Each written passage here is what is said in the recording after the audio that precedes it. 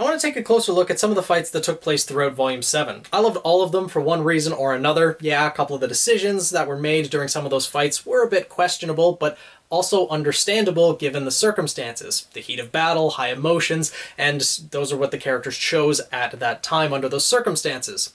And yeah, a couple outcomes. One in particular made me a bit sad, but I enjoyed all the fights nonetheless. And today I want to talk about the Team RWBY versus Aesop's fight, as there's quite a divided opinion in the fandom about it. A lot of people, myself included, loved the fight. We agree with the outcome that it got to showcase Team RWBY's abilities and show how far they have come as huntresses. But on the flip side, there's a lot of people saying that the Aesops just should not have lost that fight, especially 4-0 with no aura breaks on Team RWBY's side, as the Aesops are supposed to be the most skilled huntsmen and huntresses in all of Atlas, having a lot more of experience under their belt. And under normal circumstances, I would agree that the Aesops, looking at them objectively, are more skilled and stronger fighters than Team RWBY. They do have more experience, and if it was under normal circumstances, I could see the Aesops winning. However, during this fight, there was a lot of factors at play that influenced the decisions that were made during the battle and ultimately the outcome of having Team RWBY win. Now, with this fight, objectively speaking, I could see that there could have been an aura break or two on Team RWBY's side. That could have gone completely differently, but I think ultimately Team RWBY was going to win that fight from an objective standpoint, not even from a plot perspective at that. We don't actually know how close the rest of the members of Team RWBY were to having their aura break, although it didn't show the aura flickering throughout the battles. You know, people were taking damage. Aura was being depleted, it's just there's animation constraints, as well as they can't just, with every major hit that people have, they can't animate in the aura. For example, when Vine slammed Blake into the wall, that was the one time we saw an aura flicker. And yet, when Elm slammed Blake with her hammer, or Yang with her hammer, we didn't see aura flicker at that time. So it's just not animated. It could be possible that Team RWBY was very close to having a couple aura breaks. But let's get into the fight. Or actually, before we get into the fight, I want to talk about the situations that both teams may have experienced as huntsmen, huntresses, before or leading up to this point. Now, Team RWBY has already fought their way through 3 different kingdoms, coming into life or death battles with other semblance users. The Battle of Haven Academy, for example. So they have gained experience and are a lot more adaptable as a team, I would think, because of this experience. They are used to fighting semblance users, used to fighting in different combinations, and having this experience under their belt. The Aesops, on the other hand, they have only fought in Atlas as far as I know. And although they are the most experienced and skilled huntsmen in Atlas, supposedly, they may not have come in contact with that many other semblance users. Sure, they trained at the academy and probably came in contact with many other semblance users at that point, but when they're out on the job going to arrest people or lawbreakers or what have you, I'm guessing a lot of their job also involves fighting Grimm, so maybe that's just what they're used to, but I don't think they're really used to fighting other semblance users. Sure, they were training alongside Team RWBY, should know all their abilities and their weaknesses, etc. I think this may have played a factor, but it may not have. Getting into the actual confrontation and how it started out, though, the mindsets are completely different. Team RWBY had resolved themselves from the beginning that they need to win. They were gunning for victory right from the get-go. Not that the Aesops weren't, but Team RWBY was going to do whatever it took to get through. They weren't going to kill them or anything like that, but they were going to make sure that the Aesops weren't standing by the end of it. They were going to knock them the hell out, etc. Whereas the Aesops had a much more divided mindset. There was a little bit of overconfidence, I would say, in particular in Harriet, saying that there's no way you can beat us, we're the best huntsmen and huntresses in Atlas. But I think that also was the case with Vine and Elm, that in the back of their minds they thought that there wasn't a chance that they could lose to these newly licensed huntsmen as well. Elm was also angry, Harriet being the most angry. Vine was trying to vie for the peaceful route, and Marrow just didn't want to fight at all. So much more divided opinion versus Team RWBY, who was resolved in what they had to do. And then getting into the actual clash, well, right at the get-go, RWBY antagonized Harriet even more, playing on her anger, saying that, oh, you were the best huntsman in Atlas until you trained us. And then she took off out the door, causing Harriet to get angry and follow her. So immediately they took the divide and conquer strategy. Team RWBY is a very tactical team. A lot of people in the comments below my review were giving pretty good analyses of the fight in general. One of them, and I'm sorry if I butcher your name, Annie Neferdi, commented that, as Monty described years ago, Team RWBY is a tactical team. They've learned from their experiences and are able to adapt mid-battle.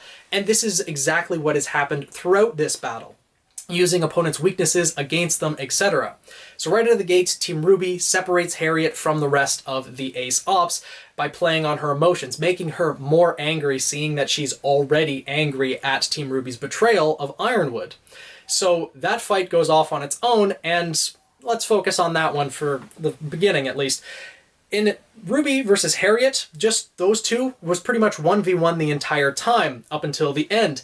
And at no point did RWBY actually have the advantage. Sure, she was able to get the jump on Harriet and put the restraints on her at one point, but really? RWBY was not even at an advantage at that point. She maybe leveled the playing field, but Harriet was still able to push RWBY back.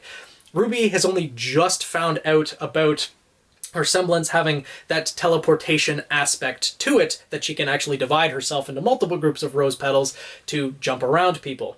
Whereas Harriet pointed out back in episode 3 of Volume 7 that her semblance is actually faster. So Harriet was able to react more quickly than RWBY could actually counterattack. So RWBY was on the defensive the entire fight, which is honestly a good aspect to show. RWBY hasn't mastered her semblance yet, and isn't as experienced as Harriet. So I really liked that aspect of it. And then it comes to the last 3 of each team that were left to face each other in the room after RWBY and Harriet took off. There was Elm, Vine, and Marrow versus Weiss, Blake, and Yang. Immediately, Yang starts barraging Elm and forcing her out into a different room. On the stairs, Elm can't really get a grasp with her semblance, with her roots, to actually, get a foothold. So Yang's taking advantage of that and lands a decent hit on Elm. And then there's Blake being the most, I would say, maneuverable of Team RWBY, minus RWBY with her semblance of speed, but Harriet's already taken care of that, so that's why Vine decides to go after her. Because, with his Aura Vines, it seems like he would have the best chance of capturing her. And still, Vine's going after capture, whereas everyone else is not so much. And this leaves Marrow to fight Weiss, which is just a bad matchup for Marrow right from the get-go.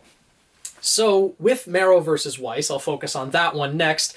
It is just a bad matchup for Marrow. Weiss has learned from her experience. Again, as Annie Neferdi pointed out, Weiss created pretty much her own style of freezer burn using ice dust and then flame dust to create a smoke screen, allowing her enough time to summon her Armagigas, because that's not something she can do just immediately. Yeah, it's fairly quick, but with Marrow's experience and ability to react, if she just tried to do that right out of the gate, he would have been able to stop her, especially having a weapon such as Fetch that is a throwing weapon.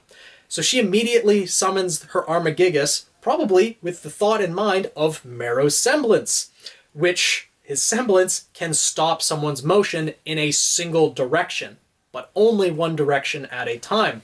And she uses that to her advantage. And from that point on, Marrow is just not in a good spot. He is outmatched, and if he was paired up against a different opponent, he probably would have won very handily, or even if he was able to fight alongside a different member of his team. Like that one point when Harriet and RWBY were back in that same room with Marrow and Weiss, if Harriet stayed with Marrow, they probably would have been able to defeat Weiss or defeat RWBY. Marrow could have used his semblance and Harriet could have run in and done some damage. But Harriet's emotions were getting the better of her, and she stuck to RWBY, trying to finish the little brat. So Weiss was able to use her semblance, her glyphs, her dust, and her experience to overpower Marrow fairly easily. And Marrow's by no means weak. I don't think the Ace Ops were really nerfed at all, but this is just the way that fight played out. So Marrow was defeated by Weiss. Now, with Blake and Yang versus Elm and Vine, Once Elm got into the clearing, got stable footing again, she was winning that fight. Let's be real here. She was dealing some heavy blows to Yang and Blake, and while Vine and Elm were working together, they had the advantage. The thing is, though, Yang was also able to play on Elm's emotions, saying, "Oh, don't worry, they're just following orders now." This got Elm pissed off. She had Blake pinned, and if she wanted to, could probably knock her out right there. Instead, she threw away her advantage, literally, into a wall. Sorry about that, Blake, but she decided to charge after Yang, putting her emotions first. Elm and Harriet are very loyal people, and seeing that betrayal that Team RWBY had really affected them. Maybe they just didn't see it coming, even though Harriet had pointed out, "I had you kids pegged from the start." I feel like that was more just a defense mechanism, a defense response, rather than her actual feelings, because they all seemed to trust Team RWBY and Team Juniper right from the get-go, and this betrayal probably came as a surprise to all of them. But still pretty drastic measures, etc., so it's understandable. After Elm gave into her emotions, though, the fight just started to take a turn. There was still some heavy damage dealt. Like, after this point was when Vine actually dealt that blow to Blake, where we saw her aura flicker, and it was probably almost to the point of a break, but wasn't quite yet. Now, with this, Blake and Yang decided that they had to work together and tag team one opponent to stand a chance. Take out one, so then it's 2v1, etc. And they focused on Vine because they thought that was the best option. As currently, well, Elm was still being quite the powerhouse. So they focused on Vine and used his semblance, or used actually his mindset against them. He was vying for peace. He didn't want to hurt them. So he was going for the capture route. Hence why they used Blake's shadow clone to mask the bombs or the explosives that Yang had. They knew that he would just grab them instead of, trying to hit them out of the way or slam them into the ground. He was going for restraint. And so they ended up exploding those explosives and launching him into the air, where his semblance actually couldn't get that much of a grip. Although, if he wasn't in shock at that point, he probably could have launched his vines from his feet, which we now know he can do, or his arms to stabilize himself, but Yang took advantage of that split second and launched herself up, restrained Vine's arms so he couldn't use his semblance from his arms, and as I said in the review, the man advocating for peace potentially got the worst of it out of these four, except maybe Harriet, and just got slammed into the ground. And slammed hard enough to actually shatter the ground. Plus, with his aura broken, with Vine knocked out, Marrow wasn't knocked out at this point, but this showed the Aesops that they weren't just dealing with some inexperienced huntresses. These were real huntresses. Yes, the Aesops did have more experience, but you could see it in Elm's face and Harriet's face and Marrow that, oh shit, we could actually lose this. And the surprise that happened, Yang and Blake took advantage of this immediately. Because they shattered the ground with Vine's body, again, ow, but this pretty much nullified, or at least played on the weakness of Elm's semblance. Because her aura roots need a sturdy ground to grip onto, with the ground shattered, she could, stick to little pieces of rubble. Not really great footing, and Yang used her semblance, slammed the ground, launching Elm up into the air, so there was no chance of her to get footing, and then a combination attack pretty much guillotined Elm and knocked her out. With that said and done, Marrow had been knocked out at the same time, or very close to, when Elm was knocked out, so all that was left was RWBY versus Harriet. And Harriet was still giving RWBY some trouble, but at this point Harriet had given completely into her emotions. Blinded by anger, when she went to the final charge at RWBY, she had no idea Weiss had entered the room, giving Weiss the opportunity to erect that ice wall, causing Harriet to slam headfirst into the wall from her own semblance, giving it enough force to break her aura and probably give her a concussion. But at this point, all of the Aesops were knocked out and Team RWBY had their victory. Now, we don't know, again, as I stated before, how close Team RWBY was to having their aura break. I'm not exactly sure, but one thing I do want to point out, even though Harriet had seemingly been out for blood, and similarly with Elm, when Harriet and Marrow had that little conversation. Harriet was giving Marrow grief for what the hell are you doing? Marrow saying, I'm trying to arrest them, not kill them. Harriet saying, well, they've made their choice. Harriet wasn't trying to kill them either. She was just very angry at their betrayal, because when she got one up on Ruby and she went to restrain Ruby, not just relentlessly beat the crap out of her, which was implied by Harriet's words before, but her actions speak very differently. She went to restrain Ruby, and because of that, gave Ruby the opportunity to restrain Harriet, although Harriet was not giving up. Now, yes, it seems that Weiss did kind of kill-steal from Ruby, getting that victory. And there are some people who are a bit conflicted about Ruby, pretty much never having the upper hand against Harriet. I actually really liked that aspect of the fight. Remember, Ruby is actually 2 years younger than the rest of her team. She's currently 17, the rest of her team is 19. And those extra 2 years that her team has were spent at a training academy. So technically, the rest of Team RWBY has more experience than Ruby does. Yes, Ruby was on the road to Haven Academy and had a lot of experience there, which did catch her up quite a bit, but I still think she's maybe lacking just a little bit in experience compared to the rest of her team. And I like that that aspect was shown.